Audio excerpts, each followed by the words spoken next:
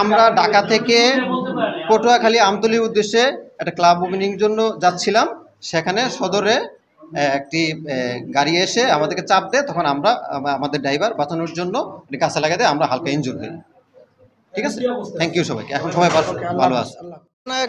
আহত হয়ে হাসপাতালে চিকিৎসা করতে আসছিল, আমরা তার কথা শুনে আসছি, কিন্তু সময়ের কারণে সে কথা বলতে পারে নাই, কিন্তু চলে গেছে। রুবেল সাহেব আছে আমাকে হসপিটালে অ্যাক্সিডেন্ট হইয়া এবং জরুরি বিভাগ আসছে, ওখান থেকে চিকিৎসা নিয়ে তারপরে ওখান থেকে রেফার করে সনেট স্যারের কাছে দিছে, অর্থোপেডিক স্যারের কাছে। অর্থোপেডিক স্যারে ওখানে সেবা দেওয়া এবং নিয়ে এবং সেলফি তুলছি এবং সে আরও দুজন রাইখা চলে গেছে এবং আবার শুনছি পরে সে আসবে, এটাই আমরা দেখছি। তো আমি অবশ্য চিত্রনায়ক রুবেলের ভক্ত একজন। দীর্ঘদিন তাকে মানে যদিও সামনাসামনি দেখিনি এখনো, আজ সৌভাগ্য হয়েছে তাকে দেখার জন্য।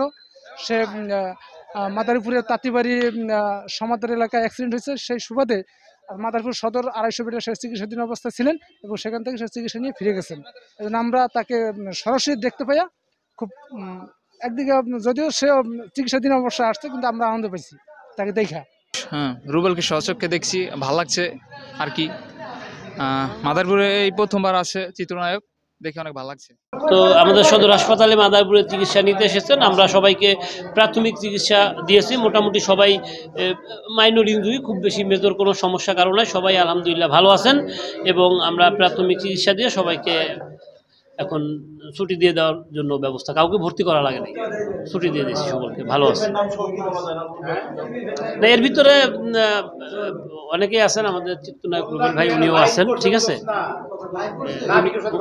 উনিও আছেন এবং উনি সুস্থ আছেন, ওই রকম মেজর কোনো ইনজুরি নাই। কিছু 999-তে ফোন দেয়, ওসি স্যার আমার বলে যে অমুক একটা গাড়ি মানে দুর্ঘটনা ঘটছে, এরকম সংবাদ পাওয়ার পরে ঘটনাস্থলে আসি।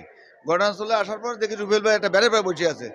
উনি আমার বললো যে ভাই আমার দুটো ছেলে একটু হালকা একটু ইনজুরি হয়েছে, তো ওদের আমি সদর হসপিটাল পাঠাইছি।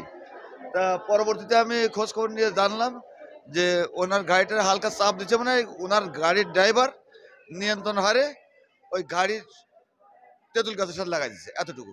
কোনো ওনার কোনো গাড়ি দেখে নাই, মানে ওনার ড্রাইভারই নিয়ন্ত্রণ হারিয়ে তেঁতুল গাছের সাথে লাগাই দিচ্ছে, অন্য কোনো গাড়ির দোষ না।